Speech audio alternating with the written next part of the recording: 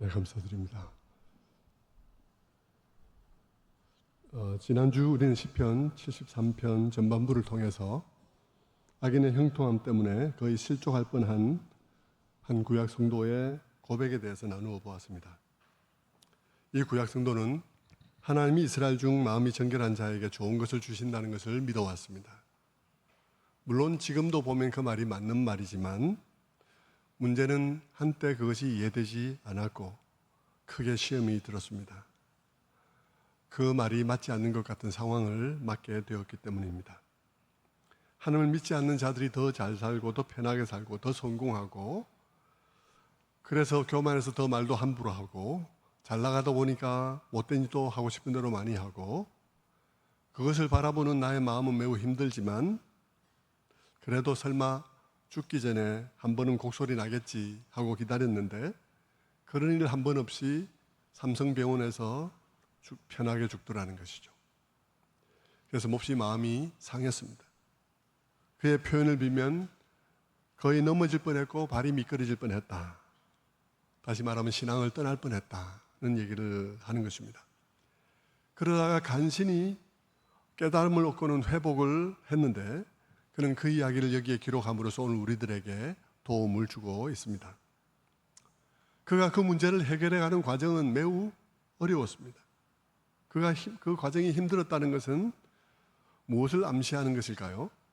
그것은 하나님이 선하시다는 것. 그 말은 쉽지만 그 선하심을 이해하는 일은 쉬운 일이 아니더라는 것입니다. 하나님은 선하시되 그 선하신 방식이 굉장히 심오한 방식으로 선하시다는 사실을 의미하는 것이죠. 사실 선하심만 그런 것이 아니라 하나님에 관한 모든 것이 다 그렇습니다. 그의 선하심, 그분의 공의, 그분의 정의, 그분의 자비, 사랑, 인내, 징계 모든 것들이 다 우리가 쉽게 이해할 수 있는 차원이 아닙니다. 그동안 시편의 저자가 별일 없이 믿어올 수 있었던 것은 그야말로 별일이 없었기 때문이죠. 사실 오늘도 찬양 주께서 동행하신다 담대하라 이렇게 찬양했지만 사실 쉬운 게 아니에요. 아무 일 없으면 그 말은 쉬운 말입니다. 그러나 여러분 내게 문제가 생기면 그 말은 쉬운 말이 아니에요. 별일 없을 때는 하나님을 믿기가 쉽습니다. 그분의 선하심, 인자하심, 그분의 동행하심 다 믿기가 쉽습니다. 하지만 어려움이 닥치고 믿어왔던 것이 현실과 다르다는 느낌이 드는 상황이 시작되면 모든 게 다 급격하게 흔들리는 것이죠. 믿는다고 생각했는데 그 믿음이 아무 힘이 없다는 것을 보게 됩니다. 시편의 저자는 그래서 그는 마음대로 소리 지르고 싶었다고 고백합니다. 이게 뭐냐고, 이게 무슨 진리가 이러냐고, 그러면서 불신앙적인 말을 마구 토로하고 싶었다고 그는 솔직하게 말하고 있습니다. 그러면서 그는 만약 그때 그가 그 말을 했더라면 믿음의 공동체 속에 있는 많은 사람들에게 내가 악한 일을 한 것이 될 것이라고 그렇게 고백하고 있죠.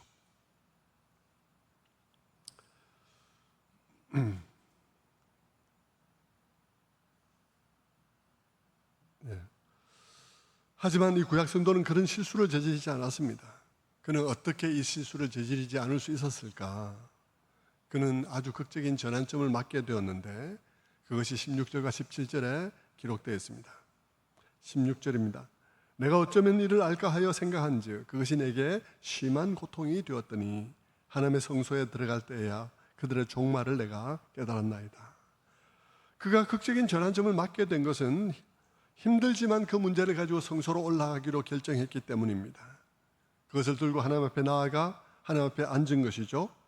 그것을 그는 돌아보면서 두고두고 잘한 결정이라고 생각하는 것입니다. 왜냐하면 그 일을 통해서 그가 전환점을 맞았기 때문입니다. 하나님이 거기서 새 관점을 열어주신 것이죠. 그들의 종말을 내가 깨달았나이다. 그들의 인생뿐만 아니라 사실 이 뒤를 쭉 읽어보면 자기 인생의 종말도 깨달았어요. 그들의 종말, 나의 종말, 그리고 나에게 주신 하나님의 은혜, 나의 미래, 이 모든 것에 대해서 근본적인 관점에서 바라보게 되는 일이 일어나게 된 것이죠. 여러분, 무엇을 어디서 보느냐에 따라서 사물의 모양이 전혀 다르다는 사실을 여러분 다 알고 있지 않습니까? 하늘에서 볼 때와 땅에서 볼 때, 그리고 저 계곡 아래서 올려다 볼 때 사물의 모양은 전혀 다르게 보입니다. 그리고 여기서 볼 때와 건너편에서 볼 때 얼마나 달라 보입니까? 저는 어디 놀러 가서 건너편의 아름다운 장면을 보면서 정말 감동을 했는데, 내려가서 걸어가다가 건너편에서 이쪽을 바라보게 됐어요. 그때 내가 서 있던 자리가 그렇게 볼품없는 자리였는지는 건너가서 알았거든요. 우리의 관점이 달라지면 전혀 다르게 보이는 것이죠. 그 점에서 성전에서 지금 당장의 관점이 아니라 궁극의 관점, 영혼의 관점, 하늘의 관점에서 보도록 관점이 열리는 일, 그건 매우 중요한 일이죠. 지금 당장 사람들이 추구하는 당장의 필요, 당장의 편리라는 관점에서 보는 것과 그것을 좀 더 초월해서 영혼의 관점, 궁극의 관점에서 보게 되는 것은 전혀 다르다는 것입니다. 그런 관점이 생기니까 모든 것이 달라졌죠. 관점이 바뀌니까 복도 다르게 이해되었습니다. 잠시만 복된 것도 있지만 영원히 복된 것도 있더라는 것이죠. 그 영원히 복된 것이 무엇인지를 깨달아가니까 현재의 문제가 달리 보이더라 이 말입니다. 여러분, 당장의 복된 것들 중에는 당장은 복된 것처럼 보이지만은 궁극적으로는 위험스럽구나, 독이 되는 경우들도 많이 있는 것을 봅니다. 이 세상에 잘 사는 것, 돈 많은 것, 하는 일도 잘 되는 것, 높은 지위에 가는 것, 그것을 복이라 하지만, 그리고 또 그것도 사실 복이기도 하지만, 잠시의 복이기도 하지만 사실 다른 면에서 그것은 더 이상 하나님의 도우심이 없이, 하나님 없이도 살 것 같은 느낌이 주는 것들이기 때문에 자칫 그것은 잠시 복일 뿐 궁극적으로는 재앙이 될 가능성도 상당히 많다는 것입니다. 그래서 시편 저자는 그것을 뭐라고 표현하냐 그러면 참으로 미끄러운 곳이다 라고 말하는 것이죠. 그것은 참으로 미끄러운 것이다. 주의하지 않으면 넘어지고, 넘어지면 미끄러워서 저 밑에 지옥으로 떨어질 수도 있는 것이 될 수도 있다는 사실을 시편의 저자는 말하고 있습니다. 그래서 그는 참복이 무엇인지를 이해하기 시작한 것입니다. 그 참복이 무엇인지를 이해하게 되면서 마음의 응어리가 녹아내리면서 추락하던 신앙이 멈추어서 다시 올라오는 일들이 일어나게 된 것이죠. 지난 시간에 우리는 거기까지 생각해 보았는데요, 오늘 그것을 좀 더 이어가려고 합니다. 지난 시간에 언급한 것들을 좀 더 상세하게 들어가서 보려고 합니다. 특별히 성도가 어려움에 처했을 때 어려움에도 불구하고 성소로 올라가기로 결정하면 성소에서는 무슨 일이 일어나는가 하는 이야기를 오늘 이 시간과 다음 시간에 걸쳐서 나누어 보려고 합니다. 성도 여러분, 이 시편의 저자가 시험을 당했을 때 세상으로 나아가지 않고 성소로 나오기로 한 것은 참 잘한 결정인데요, 어떤 점에서 그럴까요? 지난 시간에 말씀드린 대로 그것은 기본적으로는 그렇습니다. 하나님에 대한 질문은 세상 친구들이 해결해 줄 수 없는 질문이죠. 하나님에 관한 질문, 하나님에 대한 의문들은 다 하나님의 도우심으로만 풀 수 있는 것들이기 때문에 그렇습니다. 그러니까 밖에 나가서 친구들한테 뭐 얘기해 본들 무슨 뭐 영양가 있는 대답이 나오겠습니까? 절대 나올 수 없는 종류의 질문이죠. 그것은 눈이 열려야 해결되는 일이기 때문에 성소로 올라가야 되는 것입니다. 물론 열심히 고민하고 열심히 생각도 해야 되지만 근본적으로는 하나님이 우리의 지각을 열어줘야 하는 문제인 것이죠. 더 나아가 지각을 열어줄 뿐 아니라 내가 깨닫게 된 그것을 내가 믿을 수 있는, 내가 품고 믿을 수 있는 것이 있어야 하기 때문에 여러분, 그러니까 그것은 내 지각이 열리기도 하고 마음도 변해야 되는 것입니다. 그런데 내 마음은 내가 마음대로 되지 않는 것이니까요, 우리가 하나님께 우리의 마음을 올려드려야 하는 것입니다. 그렇다면 여러분, 성소에 올라가면 이 점에서 도움을 받을 수 있는가요? 그렇죠. 성소에 올라가면 이 부분에 있어서 결정적인 도움을 얻을 수 있습니다. 어떻게 그렇습니까? 우리가 성소에 올라가면 아주 다층적인 만남을 갖게 되기 때문입니다. 아주 다양한 관계뿐만 아니라 다층적인 관계를 맺게 되기 때문이에요. 여러분, 우리가 성소로 올라가면 물론 하나님 앞으로 나아가지만 먼저 하나님을 만나기 전에 먼저 하나님의 백성들을 만나게 되는 것입니다. 하나님을 만나야 하지만 우리의 마음의 상태가 당장 하나님을 만나기가 어려운 상태에 있을 수도 있습니다. 왜냐하면 기도가 너무 안 되고 하나님에 대한 분노와 이런 것들 때문에 말씀 보기도 어려울 수 있기 때문입니다. 마음이 극히 산란한 것이죠. 그럴 때 우리가 성소에 올라가서 만날 수 있는 사람들이 있습니다. 거기에 믿음의 동료들, 믿음의 선배들이 거기에 있는 것입니다. 예배하는 사람들이 거기에 있는 거예요. 하지만 거기 올라가서 내가 마음대로 내 말을 막 하고 싶은 마음은 없을 수 있어요. 그래서 내 얘기는 하지 않을 수 있겠죠. 하지만 그래서 내가 입을 달싹하지도 않지만 귀는 열려 있어서 그들이 하는 얘기를 듣게 되는 것입니다. 그러면서 무엇을 알게 되죠? 각자의 삶 속에 종류는 달라도 각자 나름대로 나름 비슷하게 어려운 상황들이 있다는 사실을 보게 됩니다. 그러면서 제일 먼저 드는 생각이 뭐겠습니까? 좀 얄팍한 생각이기도 하지만 나 혼자 그런 게 아니구나 하는 생각을 하게 되는 것입니다. 성도 여러분, 나만 그렇지 않다는 생각 그것만으로도 숨을 쉴 수 있을 것 같아요. 좀 얄팍한 위로이긴 하지만 남의 불행을 보고 남의 아픔을 보면서 나만 그런 것 아니구나 하는 것이 좀 약간 얄팍하고 조금 그렇지만 그래도 사람이란 게 이게 나만 그런 게 아니구나 하는 것이 위안이 되는 것입니다. 그러면서 그런 거죠. 그러니까 여러분 즐겨 부르는 찬양 속에도 왜 나만 겪는 고난이냐고 슬퍼하지 마세요. 뭐 이런 찬양도 있고 그거 부를 때 보면 막 굉장히 남성들 사회 속에서 저런 고통 속에서 슬퍼하지 마세요. 그러면서 막 아주 우렁차게 목소리가 나오는 것 같아요. 네. 혼자가 아니에요. 혼자 그 일을 겪는 것이 아니라는 사실이 그래서 숨을 쉴 것 같은 것이죠. 왜냐하면 나만 그런 것 같은 것 때문에 더욱 억울하고 힘들었기 때문입니다. 그리고 사탄은 그런 감정들을 격동시켰을 것이기 때문이죠. 그것 때문에 잠도 안 오고 그것 때문에 숨도 막혔습니다. 내가 겪는 그 일이 나만 겪는 일이 아니라 많은 믿음의 사람들이 겪고 있고 겪어왔던 일상 중에 하나라는 사실을 알고 그들이 그런 가운데서도 믿음으로 극복하고 은혜 받는 시간이 되었다는 사실들에 관한 얘기를 들을 때 내가 조금 숨을 쉴 것 같은 생각이 드는 것입니다. 뿐만 아니라 그들 중에는 자기보다 더 극단적인 상황을 맞는 사람들도 많이 있다는 사실을 보게 되죠. 새롭게 하소서 이런 프로그램에 나오는 사람들의 얘기처럼 말입니다. 극단적인 상황 속에서 주님을 만난 경우들, 위로를 겪은 사람들을 보게 되는 것입니다. 여러분 새롭게 하셔서 즐겨보십시오. 우리 집사님 중에 한 분이 좀 고민이 많고 어려움들이 있는 상태에서 저를 만나서 이런저런 얘기들을 가끔 나눌 때가 있었는데요. 그분에게 제가 물었습니다. 제가 뭐라고 위로하기가 참 그래서 제가 그분에게 그렇게 있으면 너무 많이 다운이 될 것 같은 생각이 들어요. 계속 그렇게 있으면. 근데 제가 24시간 함께 할 수 없으니까 제가 물었습니다. 집사님 혹시 새롭게 하소서라는 프로그램을 보세요? 가끔 유튜브 보세요? 그랬더니 그분이 그게 뭔데요? 이렇게 얘기를 하는 거예요. 그래서 제가 깜짝 놀랐어요. 여러분 그런 거 들어보셔야죠. 보셔야 우리의 믿음이 나 혼자 아니구나. 그리고 나보다 더 이런 경우도 있구나. 그런 경우에도 은혜를 받았구나. 그 절망적인 상황이 이렇게 됐구나 하는 것을 봐야 되는 거 아니겠습니까? 성경 속에도 풍부한 이야기가 있지만 믿음의 사람들의 역사 속에도 너무나 풍부한 것들이 있으니까 힘들 때는 그런 이야기들을 보면서 여러분 조금 위안을 받으시고 또 힘을 더욱더 얻을 수 있으면 좋겠다 생각합니다.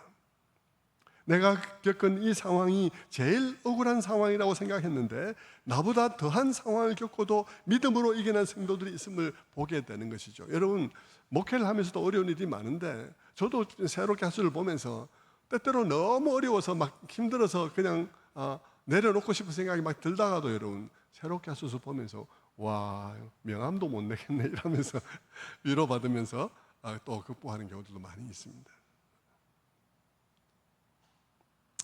그래서 그들로부터 위로를 받고 또 그들이 그 어려운 시간을 어떻게 이겨왔는지 그들을 통해서 깨달음을 얻는 것이죠. 여러분 이 성소로 올라오면 거기에 믿음의 형제들이 자매들이 그와 같이 있다는 것입니다. 그들로부터 그런 위로를 받을 수 있다는 것이죠. 여러분 제 말을 조금 주의해서 들으시길 바랍니다. 저는 그런 분들이 오면 묻지도 않는데 막 여러분이 막 얘기를 하라는 게 아니에요. 여러분이 막 답을 제시하라는 게 아니에요.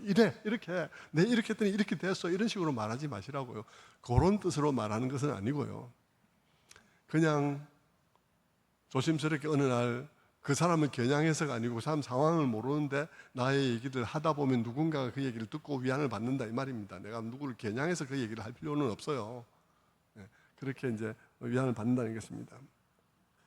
자, 주중에 이제 미혼모 사역하는 이효천 선교사 아시죠? 젊은 분, 그분이 찾아왔어요.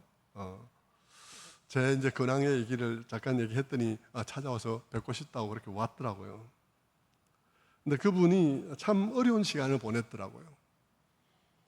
좋은 일들이 많았고요. 근데 어려운 일들도 많았어요. 좋은 일이 나쁜 일이 되고 나쁜 일이 좋은 일이 되기도 하고 이런 세상에서 사는데, 애터미 아시죠? 애터미 회장님이 이효천 선교사님 하는 그 미혼모 사역에 감동을 받고는 미혼모 센터가 필요하다 그래가지고 하다는 것을 알고는 미혼모 센터를 지으라고 60억을 희사를 했다는 것입니다. 60억 원. 입을 하나도 안 벌리시네요. 60억 원을. 60억 원을 받으니까 얼마나 좋았겠습니까? 그걸 가지고 조건이 붙어 있어요. 미혼모 센터 짓는 데만 쓸 수 있고 공사는 입찰 방식으로 해서 업자를 선정해야 한다. 이렇게 된 거예요. 그래서 입찰을 해서 업자를 다 선정해서 이제 발주를 해서 시작을 하는 중에 코로나가 온 거예요. 코로나가 와서 모이지를 못했어요. 그러고는 시간이 지나고 코로나가 끝나고 나는데 다시 공사를 시작하려고 하는데 자재비가 60%가 오른 거예요. 그러고는 뭐 지연되고 어쩌고 하다 보니까 뭐 이거 내놔라 저거 내놔라 해서 공사 돈 다 갈기갈기 찢어지고 공사를 할 수도 없는 그런 상황이 된 거예요. 60억을 받았는데 공사를 마칠 수가 없는 그런 상황이 된 거예요. 그래서 이런 시달림 저런 시달림 받으면서 막 견딜 수 없는 상황 속에서 이거 도저히 못하겠다고 포기하고 직원도 다 다른 단체에다 부탁해서 직원들도 다 보내고 그냥 이건 못하는 것으로 그냥 결론을 딱 내고 돈 돌려드리고 이렇게 하려고 이제 딱 했는데 한동대학교 건축학과 교수님이 전화가 왔더라는 겁니다. 그분이 아무것도 모른 채 전화가 와가지고 선교사님 뭐 잘 돼 가죠 그러면서 그 건물 이제 인테리어 할 때쯤 됐는데 돈이 부족할 것 같은데 인테리어 공사 우리가 해드릴까 싶어서 전화했습니다 라고 연락이 왔더라는 것입니다. 자기는 다 끝내고 다 직원도 보내고 이랬는데 그래서 이제 그 교수님께 사실은 이렇다고 이래가지고 다 지금 풍비박산이 됐다고 그러면서 이제 더 이상 할 수가 없다고 그렇게 얘기를 하니까 교수님이 잠깐 기다려보라 그러면서 한동대학교 동문이 만든 회사 중에 그런 회사가 있대요. 건축을 하다가 중간에 이런 사고로 중단된 건물들을 맡아서 완성시켜주는 일들을 하는 그런 동문들 회사가 있다 그럽니다. 그래서 건축학교 교수님이 그 동문들에게 연락해서 이 사정을 얘기를 했더니 그들이 이 일을 맡아주겠다고 이러면서 해가지고 아주 저렴한 방식으로 그 공사를 하기로 해서 온갖 방식으로 이래가지고 금년 12월 달에 완공이 되게 되었다는 것입니다. 그러면서 이제 찾아와서 제게 이제 제가 뭐 그 부탁하러 온 것은 아닌데 얘기를 하다 보니까 목사님 부탁도 해도 되죠 그러더라고요. 그래서 뭔데요 그랬더니 목사님 이거 다 이렇게 어렵게 정말 어렵게 이렇게 하게 됐는데 그 안에 여러 시설들이 한 5층이나 6층 정도 되는 것 같아요. 굉장히 크더라고요 건물이. 네, 여러 시설이 있는데 그 중에 예배당이 있는데 예배당 안에만큼은 제 소원이 교회가 그 안에 있는 것들을 마련해 줬으면 좋겠습니다. 거기 있는 의자와 음향 설비와 여러 가지 이런 것들을 그거를 기업이 아닌 교회가 해야 맞는 것 아닌가 이런 생각이 들어서 예배당만큼은 교회가 했으면 좋겠는데 목사님 교회들이 좀 도와줬으면 좋겠습니다. 목사님도 도와줬으면 좋겠다고 그렇게 얘기를 하더라고요. 그래서 제가 나는 끝났는데 그러면서 제가 성도님 앞에 얘기는 하겠다 그래서 얘기를 했습니다. 어쨌든 그래가지고 이제 그 얘기를 하면서 뭐 좋은 얘기들이 왔다 갔다 이렇게 했고요. 그러면서 이제 그분이 하는 얘기 중에 감동적인 얘기가 많았는데 이 코로나도 지나고 여러 가지 상황 속에서 이분처럼 어려운 사역을 하는, 어려운 사람들을 위한 사역을 하는 분이 있었대요. 대표님인데, 서로 아는 분인데, 그분이 너무 어려운 사역을 하다 보니까 공황장애 같은 게 온 거예요. 그래서 그 후원자들이, 이분도 후원하고 이분도 후원한 사람들이 연락이 와갖고, 어느 대표가 지금 공황장애 와서 지금 굉장히 힘든 것 같아요, 이러면서 연락이 왔다는 것입니다. 그래서 그분에게 연락해서 이쪽으로 오셔서 나하고 일주일만 같이 지내자고. 그래서 그분이 왔대요. 와가지고 일주일을 이 미혼모 그 설비에서 지내고는, 일주일 지나고 나도 공황장애 다 나은 것 같다 이러면서 안아주고 갔답니다. 당신이 사는 삶을 보니까 나는 너무 이게 아무것도 아니다 그러면서, 당신 보니까 내가 다 나은 것 같다 이러면서 이제 갔다는 거죠.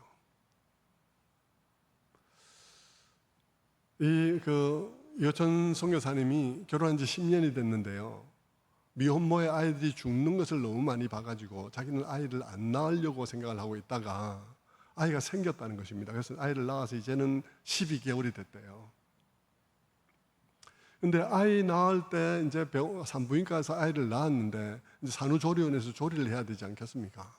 그래서 아빠가 가서 이제 그거 다 알아보니까 가서 이제 산후조리원에 가서 설명을 듣는데, 아빠가 한 몇 명이 와서 같이 들었대요. 산후조리원에서 제공할 수 있는 패키지들을 이렇게 제시를 하면서, 이게 머무는데 기본이 얼마고, 여기에는 마사지 뭐가 들어가고 뭐가 들어갔고, 그러면서 요거를 마사지를 몇 회를 더하면 얼마가 추가되고, 이러면서 이제 얘기를 하면서 거기서 얘기하더라는 것이에요. 대개 이런 게 있지만 아빠들은 와서 요거를 해줍니다. 최소한 요거는 해줍니다. 이렇게 얘기를 하더라는 거죠. 그래서 거기 있는 아빠들이 다 그거로 다 선택해서 계약을 했다는 것입니다. 그런데 여천 선교사님은 할 수가 없었대요. 자기는 돈이 없으니까 할 수 없어서 그냥 보고만 있다가, 제가 알아보고 와서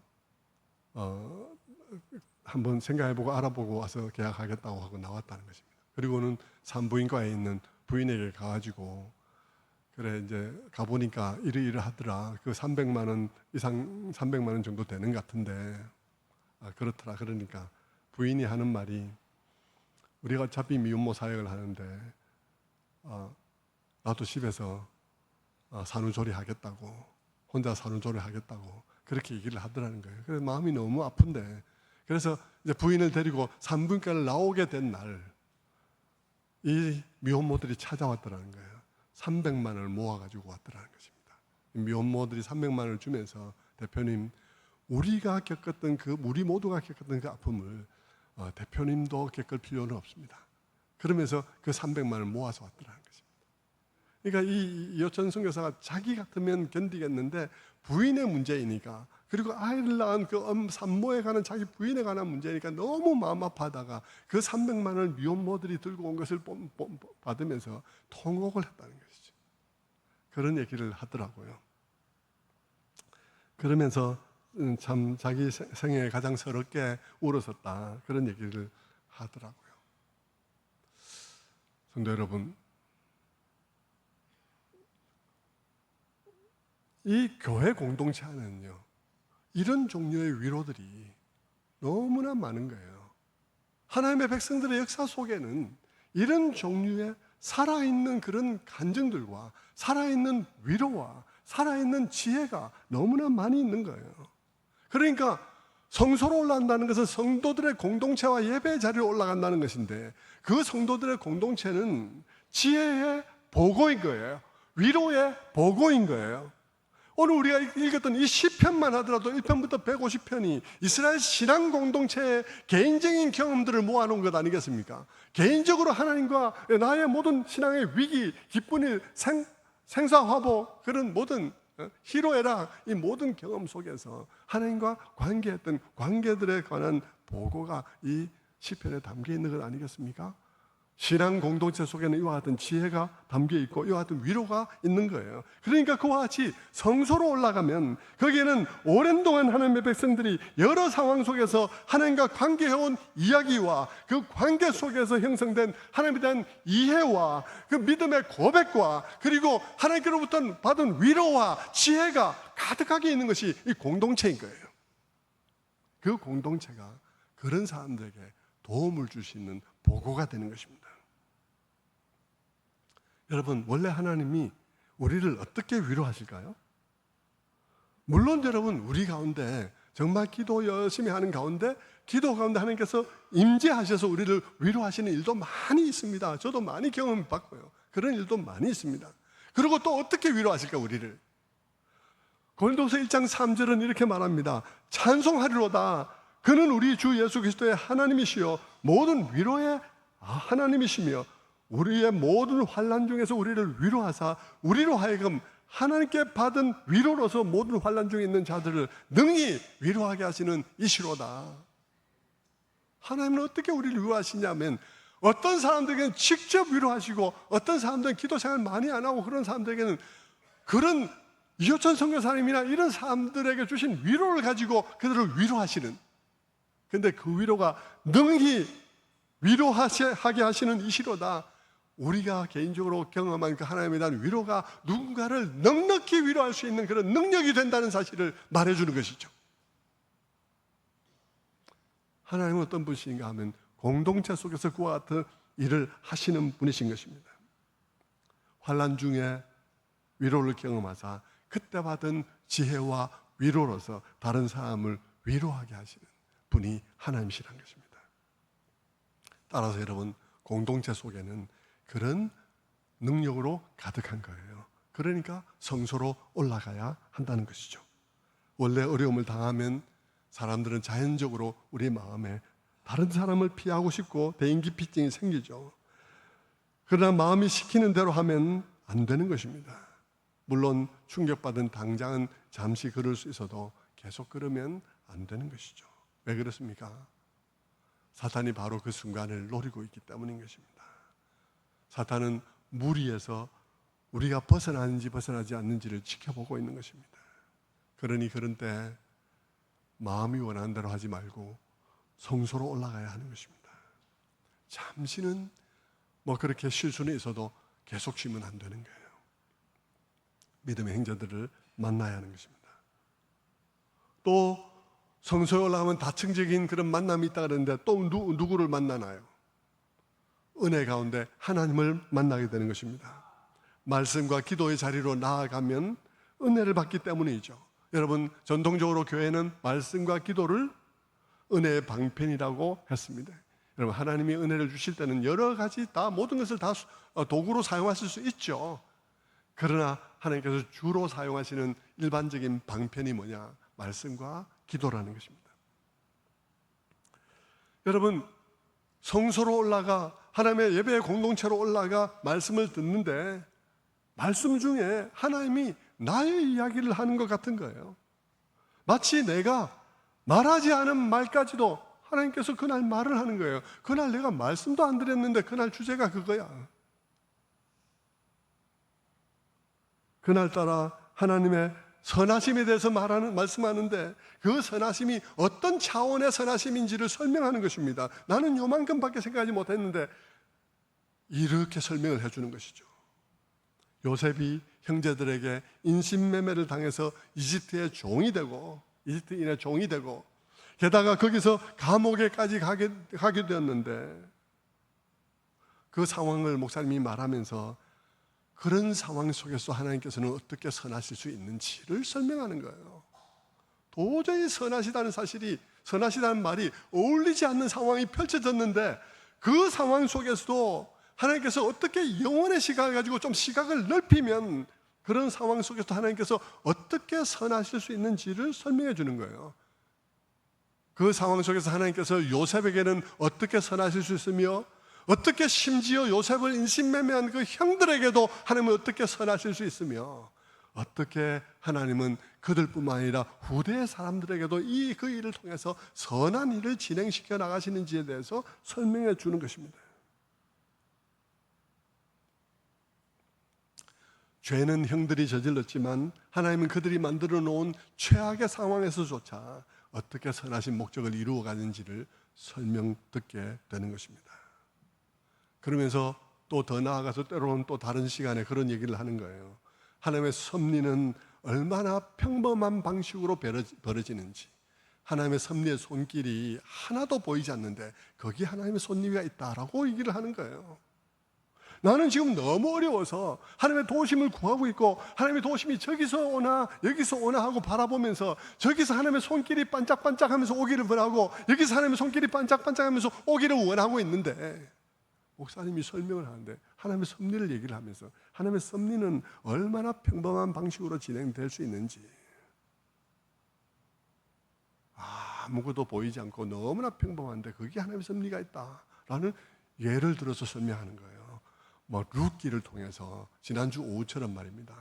나오미가 모압으로 이민을 갔다가 남편 죽고 두 아들 죽고, 그래서 텅 빈 인생이 되어서 고향 땅으로 돌아오게 되었는데, 고향 땅을 밟을 때 그녀의 곁에는 젊디 젊은 이방인 며느리 모압 여자 룻이 혹덩어리처럼 붙어 왔더라. 자꾸 떼놓으려 했는데 막 끝내 붙어서 혹덩어리처럼 따라왔더라고.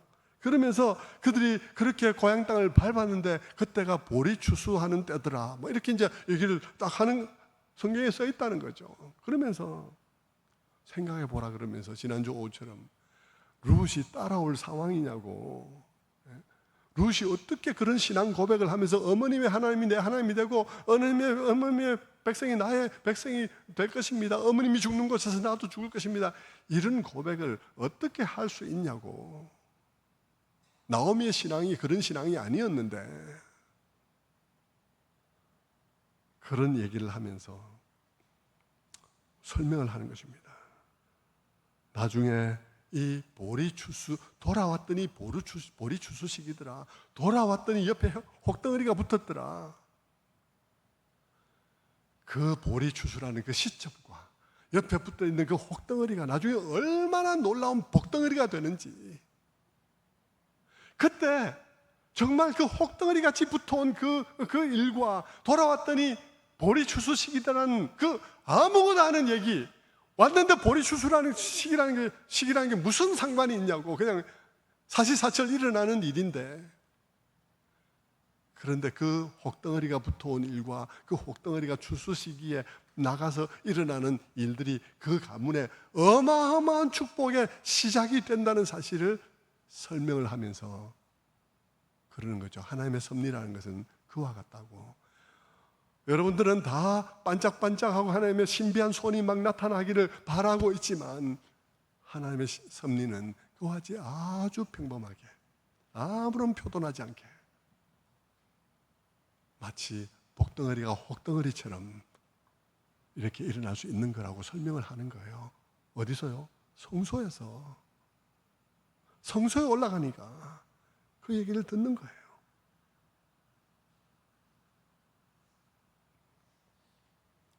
그러면서 하나님의 섭리라는 것은 늘 기적 같은 얼굴로 나타나는 것이 아니라 오히려 더 자주 나오미가 고향에 돌아왔을 때처럼 그때가 보리 추수식이더라 하는 요런 정도에 불과할 때들도 너무 많다. 장차의 복덩어리는 지금 혹덩어리처럼 너 곁에 있을 수도 있다 하는 것을 얘기를 들으면서 자기 삶에 막 적용을 하는 것입니다. 그러면서 그 엉클어지고 텅 빈 인생 속에서 하나님께서 무엇을 성취하는지를 보게 되는 것입니다.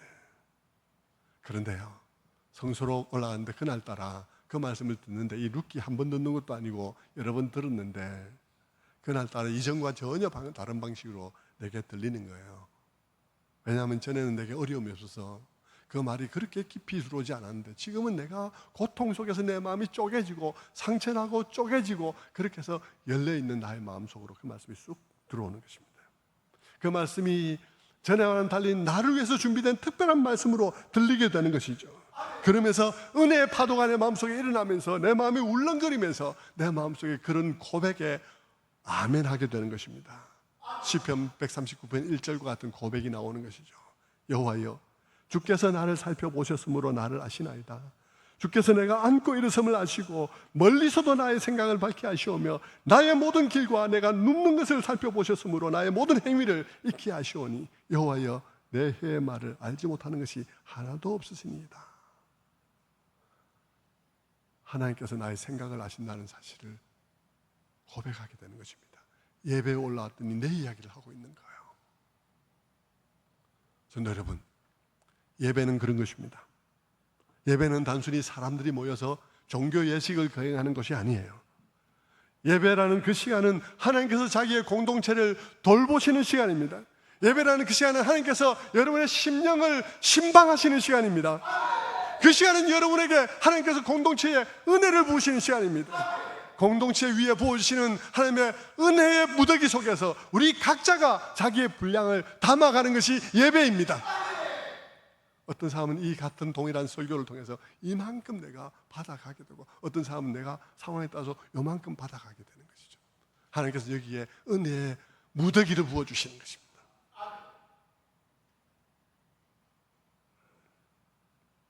그래서 여러분, 성전에 올라오면 전혀 예상치 못한 일이 일어나게 됩니다. 너무 다치고 굳어져서 변할 거라는 상상도 못하는 나의 마음과 생각이 어느 순간 변해 있는 거야. 그렇게 노력해도 안 되던 그것이 어느 순간 변해 있는 것을 발견하게 되는 것입니다. 그리고 기도할 수 없던 내 마음에 기도하려는 마음이 생기는 것입니다. 지금 이때 내가 기도해야지. 내가 사탄이 틈타지 못하게 해야지 하는 마음이 내 마음속에 드는 것입니다. 그것이 여러분에게 발전의 계기가 되는 거예요. 성도 여러분, 하나님에 대해서 이해가 안 될 때 왜 성소로 올라가야 합니까? 하나님이 이해 안 될 때 그 토픽, 그 문제, 그 주제야말로 하나님의 도우심이 필요한 주제이기 때문입니다. 그래서 하나님께 올라가야 돼요. 생각을 깊이 하는 것도 좋지만, 책을 읽는 것도 좋지만, 눈이 열려야 되기 때문에 성전으로 올라가야 되는 것입니다. 성도 여러분, 에베소 교회를 향한 바울의 기도 보십시오. 이미 믿고 있는 에베소 교회를 향해서 바울이 기도하죠. 하나님, 우리 주 예수 그리스도의 하나님, 지혜와 계시의 정신을 주사 저들의 마음 눈을 밝히시고 하면서 그의 부르심의 소망이 무엇인지, 믿는 그들 안에서 역사하신 하나님의 능력의 크심이 어떠한지 알게 하시기를 원하노라. 왜 마음 눈이 열리기를 기도합니까? 이미 믿고 있는 그들인데 우리의 눈은 계속해서 열려야 되기 때문인 것입니다. 성도 여러분, 기도할 수 없을 때 왜 성전에 올라갑니까? 기도할 수 없을 때도 왜 성전에 올라갑니까? 집에서는 더 기도할 수 없기 때문이에요. 집에서는 기도할 마음이 잘 생기기도 어렵고 10분, 20분 집중할 시간도 잘 주어지지 않습니다. 여러분, 한 5분 기도하려고 그러면 누가 그때 하필이면 초인종을 누르거나, 여러분 기도하려고 그러면 마음 모으려 하면 그러면 방송이 나와요. 관리실에서 오늘 단수된다고 이렇게 방송 나오고, 또 마음을 모으려 하면 고양이가 막 문을 긁으면서 문 열어달라 그러고, 그래서 마음 모으기가 어렵죠. 여러분, 하나님께 실망했는데 집에서 마음 모으기가 쉽겠습니까? 쉽지 않습니다. 그런데 여러분, 성소로 올라가면 어떻습니까? 성소로 올라가면 거기에 눈물로 기도하는 사람이 있는 거예요.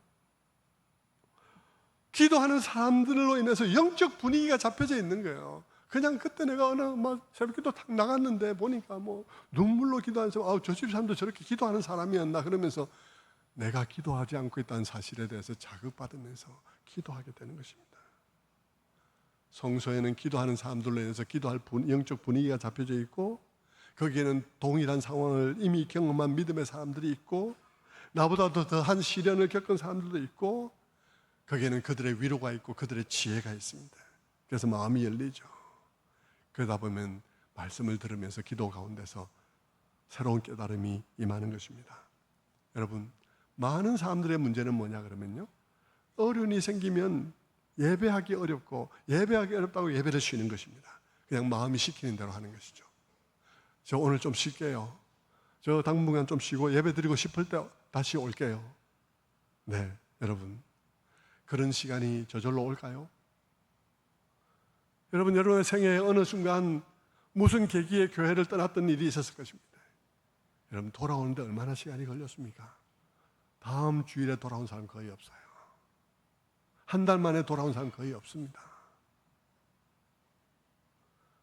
왜 못 돌아올까요? 그냥은 여러분, 사탄도 방학이 아니에요. 사탄도 그냥 놀고 있는 게 아닙니다. 사탄도 봉급제의가 아니에요. 그건 자기 사업하고 있는 놈이에요. 열심히 자기 사업한다고요. 봉급제의 아니에요. 사탄은. 가만히 안 놔두는 것이죠. 못 갈 일만 만드는 거예요. 이미 마음이 약해져서 요만한 일만 생겨도 교회 안 갈 그런 마음의 준비가 돼 있으니까 일들을 막 만드는 거죠. 안 갈 일 쌓였어요. 그런데 여러분, 그런 상황에서 이 시편의 제자는 성소로 올라갔습니다. 그렇게 했을 때 그는 성소에서 어려움의 해결을 맛보았습니다. 깨달음이 온 거예요. 무슨 깨달음입니까? 본문에는 그들의 종말을 내가 깨달았나이다 라고 되어 있는데, 그들의 종말뿐 아니라 본문을 쭉 읽어보면 그들의 종말뿐 아니라 자기의 종말도 깨닫게 됩니다. 영혼의 관점, 근본의 관점이 열린 것이죠. 두 사람의 미래를 보게 된 것입니다. 복되다는 것이 무엇인지를 이해하게 된 거예요. 여러분, 요만큼을 보면서 복되다는 것을 이해하는 것과요, 이렇게 보면서 복되다는 것을 이해하는 건 전혀 다른 이야기일 수 있지 않습니까? 예? 지금 당장 잠시 복되다는 것과 그 잠시 복된 것이 이런 관점에서 복이 될 것인가는 다른 얘기예요.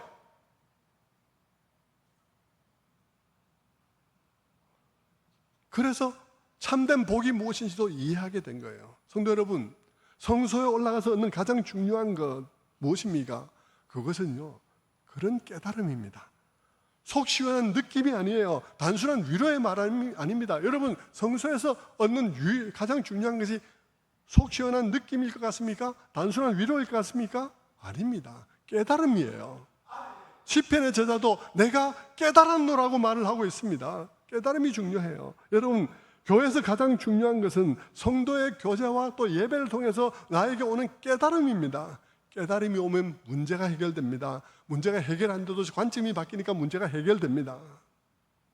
그리고 깨달음이 오면요, 앞으로 그런 일이 와도 내가 깨달았기에, 내가 관점이 열렸기에 그것을 넘어서게 됩니다. 새로운 이해를 얻게 되었기 때문입니다. 하지만 여러분, 많은 경우 기독교인들은 깨달음을 중요하게 생각하지 않고 느낌에 치중합니다. 느낌이 좋으면 좋았다 말합니다. 위로받은 느낌이면 좋았다고 말합니다. 재미있었으면 좋았다고 말을 합니다. 그래서 교회에서는 그런 느낌이 있기 위해서 좋은 음향시설과 좋은 음악과 조명과 파이프라인, 오르간과 그런 것을 통해서 아늑한 느낌, 위로받는 느낌, 압도받는 느낌들을 조성하려고 하죠. 우리처럼 이렇게 막 값싼 스피커 시스템 쓰는 교회 거의 없어요.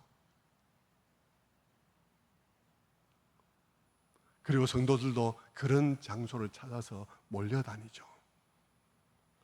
깊이 있는 설교를 미워합니다. 길다고. 사람들이 미워해요. 깊이 있는 설교하면.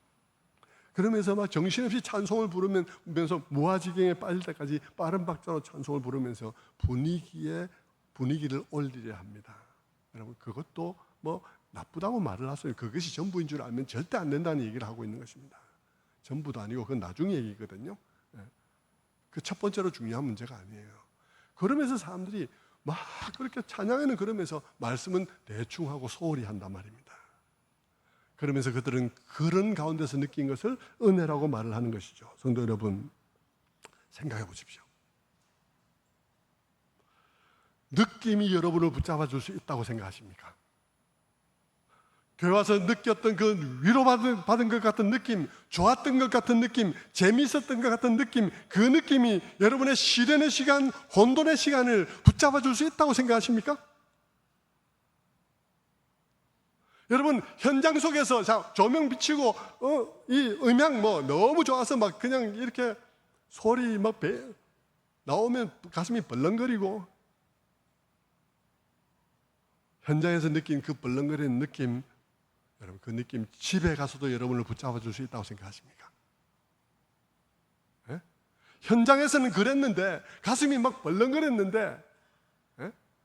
집에 가서도 여러분을 붙잡아 줄 수 있다고 생각하세요?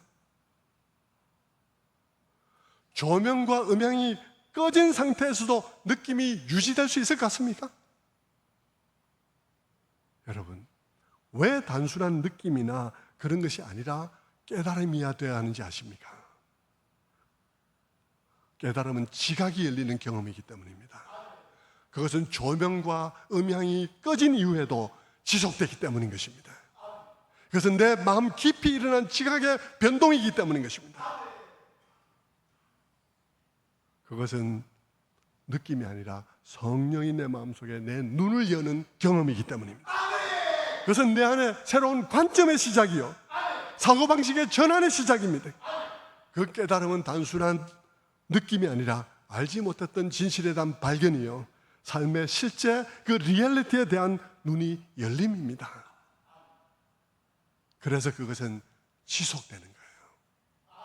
중요한 깨달음은 그들의 평생을 지배합니다.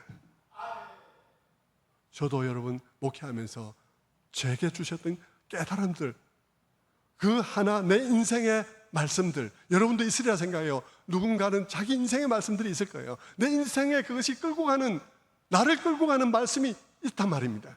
그게 뭔지 아십니까? 그게 깨달음이라는 거예요. 그것이, 그 깨달음이 내게 일어나면 불이 꺼져도 좋고요, 켜져도 좋아요. 음향이 켜져도 좋고 꺼져도 좋습니다.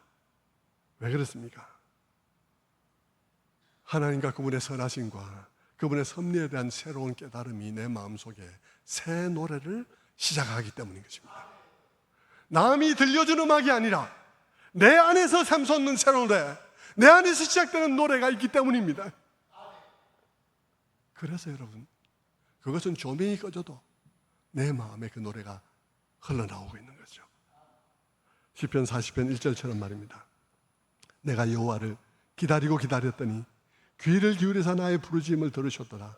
나를 기가 막힌 웅덩이와 수렁에서 끌어올리시고 내 걸음을 견고하게 하셨도다. 내 노래 곧 우리 하나님께 올릴 찬송, 새 노래 곧 우리 하나님께 올릴 찬송을 내 입에 두셨으니 많은 사람이 보고 두려워하리로다. 새 노래가 내 마음에 있게 되는 것입니다.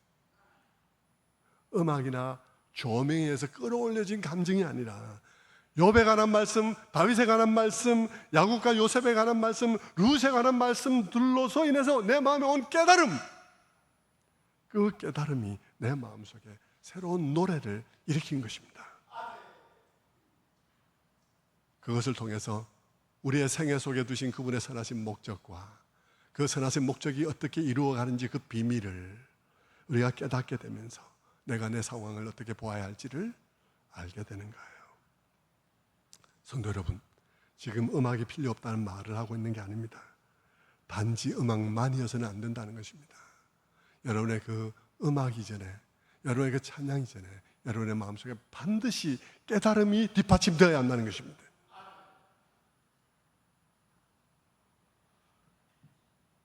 그러면 시인은 성소에 들어가서 무엇을 깨달았을까요? 이 이야기를 지금 시작할 수는 없죠. 그 이야기는 다음 주에 하겠습니다. 지금 시작하면 이제 1시 반까지는 해야 될 거니까 다음 주에 하도록 하고요. 자, 말씀은 마무리하죠. 성소로 올라갈 이유. 성소로 올라가기로 결정하는 것은 중요한 선택이다. 왜냐하면 거기는 다양하고 다층적인 만남이 있기 때문이다. 거기에는 믿음의 동료와 선배들이 있고 그 공동체 속에는 기독교 공동체 위에 오랜 동안 쏟아진 그런 하나님의 위로와 지혜가 담겨 있다. 그리고 성소에 올라가면 그 모든 것의 원천이신 하나님을 만날 수 있다. 그분과의 만남은 우리들에게 새로운 지각을 열어주고 그 지각을 열어주는 그 깨달음은 나의 평생을 지배하게 된다는 것이죠. 여러분, 이와 같은 놀라운 일이 일어나는 곳이 바로 이곳입니다. 알고 계십니까, 여러분? 이곳이 바로 그런 곳이에요. 이곳이 바로 그 하나님이 우리 공동체를 위하여 은혜를 무더기로 부어주시는 곳이고 각자가 자기 밥그릇대로 받아가는 곳이 바로 이곳입니다. 예배에 적극적으로 참여하시고 마음을 다해 참여하시고 밥그릇을 키우셔서 많이 받아가시는 여러분 되시기를 주님의 이름으로 축원합니다. 기도하겠습니다.